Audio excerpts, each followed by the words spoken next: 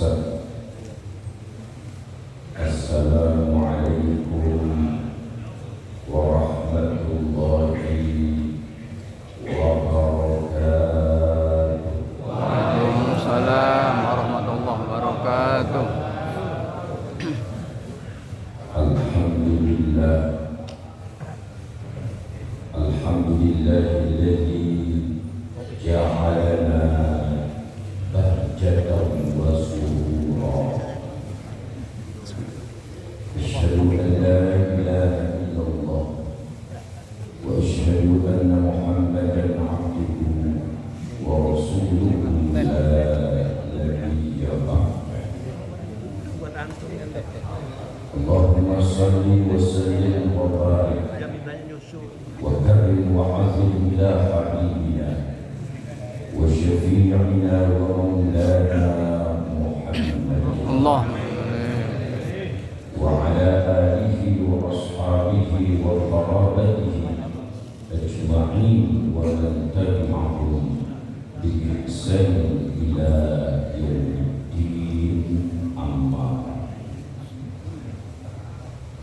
yang kami hormati dan yang kami muliakan seluruh pengurus Masjid Al-Bahjah yang diketuai oleh Bang Haji Nuroman Prayoga. Kami hormati dan yang kami muliakan seluruh pengurus Majelis Kuliah Subuh Rabu yang diketuai oleh Bang Haji Madi. Kami hormati dan yang kami muliakan seluruh pengurus Kuliah Subuh Ahad yang diketuai oleh Bang Haji dan calon gubernur DKI. Yang kami cintai seluruh majelis guru, seluruh habaib yang tidak bisa saya sebutkan namanya satu persatu, namun tidak menghilangkan rasa hormat saya, rasa takdim saya, rasa mahabbah saya kepada semuanya. Hadirin hadirat yang berbahagia dan membahagiakan, sebuah nikmat yang sangat agung, sebuah nikmat yang hebat manakala kita bisa menuju rumah Allah. Tidak semua orang bisa datang ke rumah Allah. Banyak orang yang badannya kekar, kuat, jogging 10 kilo kuat, tapi tak mampu datang ke rumah Allah. Tadi ayat yang dibacakan oleh imam kita, Masya Allah, menceritakan bagaimana kepribadian baginda besar Rasulullah SAW di Masjid Al-Bahjah. Dimulai dengan munajat zikir, dimulai dengan munajat tahlil, dilanjutkan dengan maulid Nabi, kemudian sholat berjamaah masjid, dan saat ini kuliah subuh. Ini sebuah nikmat yang sangat besar yang perlu kita syukuri. Permasalahannya adalah apakah kita sudah bisa menyontoh Nabi. Permasalahan yang sangat krusial adalah apakah kehidupan kita sudah mengikuti baginda besar Rasulullah SAW. Peringatan Maulid Nabi sering kita hadiri. Bahkan Al-Imam Al-Junaidi Al-Baghdadi mengatakan di dalam kitab I'anatul Talibin juz 3 halaman 300, man hadara Maulid Nabi sallallahu alaihi wasallam wa 'azzamahu faqad faza bil iman. Siapa orang yang datang peringatan Maulid Nabi, datang mengagungkan Rasulullah, orang ini kata Al-Junaidi Al-Baghdadi iman. Maka dalam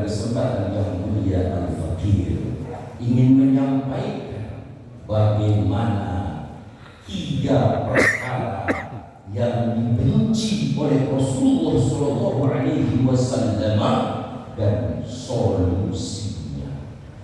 Kalau saya sampaikan ini bisa sampai subuh lagi karena beratus-ratus Al-Haqq wal Mahdud kita fenomenal biografi Rasulullah Shallallahu Alaihi Wasallam. Pertama, yang dibenci oleh Nabi adalah ngemil. Yang kedua, yang dibenci oleh Nabi adalah ngemol. Yang ketiga, dibenci oleh Nabi adalah ngomel. Tak ada ajaran Nabi makan pagi. Dalam ajaran Nabi gak ada makan siang, makan sore, makan malam, gak ada. Dalam Nabi ada 3 makan yang diperbolehkan oleh Nabi. Selain dari 3 ini, bid'ah dolal. Pertama, kata Rasulullah, makan diakhirkan di waktu sahur. Sahur bagusnya. Yang kedua, makan diawalkan di waktu berbuka puasa. Dan di dalam Asharus Sahabah terdapat di dalam kitab Minhajul Muslim, muqarrar kitab di dalam kitab Masjid Nabawi, yaitu makanlah ketika lapar, berhenti sebelum maka makan habis gak ada. Terus boleh gak makan habis taklim? Boleh kalau lapar. Makan ketika lapar, berhenti sebelum repot kalau habis taklim makan karena jaga karsa ini pola makanan. Pada subuh taklim makan, kuliah zuhur makan, kuliah asar makan, kuliah maghrib makan, kuliah isya makan, dan tahajud makan. Berapa piring itu harus yang masuk ke dalam tubuh kita? Bagaimana kalau pagi nanti kita makan nasi uduk, nasi kebuli? Boleh, tapi itu makanan yang sulit diproses oleh tubuh. Bagaimana caranya? Gampang. Jogging 2 pipis 5 kali cuma 12 kilo. Ini ada Bang Dadan di ahli di bidang jogging. Saya harus menikmat jogging 2 pipis gak banyak, cuma 7 kilo. 7 kali, 1 putaran 2,5 kilo.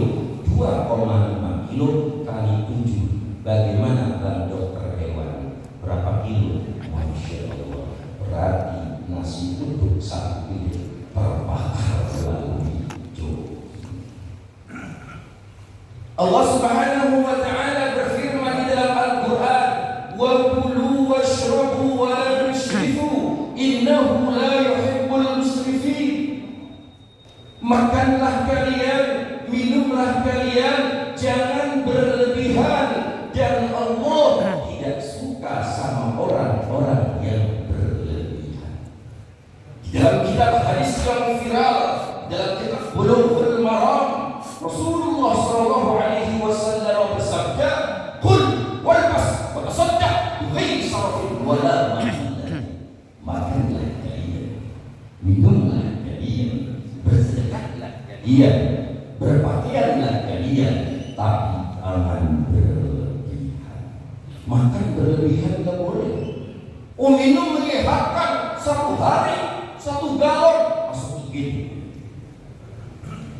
Sedekah boleh, tapi berlebihan seluruhnya disedekahkan tidak boleh, kecuali iman Abu Bakar As-Siddiq seluruh hartanya dibelanjakan di jalan Allah, dan beliau berkata, turunanku aku wariskan Allah dan Rasulnya.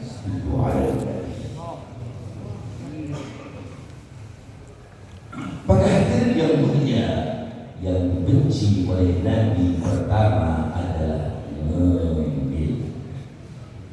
Yang kedua, yang dibenci oleh Nabi adalah mall, banyak di pasar, banyak di kafe, banyak di warung-warung pojok. Ahabbul bilad ilallahi masajiduha Rasulullah wa abghadul bilad ilallahi asdaquha. Sebaik-baiknya tanah, kata Rasulullah, yang dibangun di atasnya masjid, dan seburuk-buruknya tanah, kata Allah, kata Rasulullah, yang di atasnya dibangun pasar. Bagaimana kita ke pasar? Apakah enggak boleh?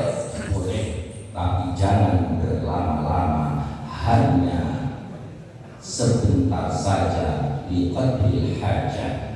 Apalagi pasarnya, hasilnya, pelayannya wanita yang seksi. Benar, Bang Haji.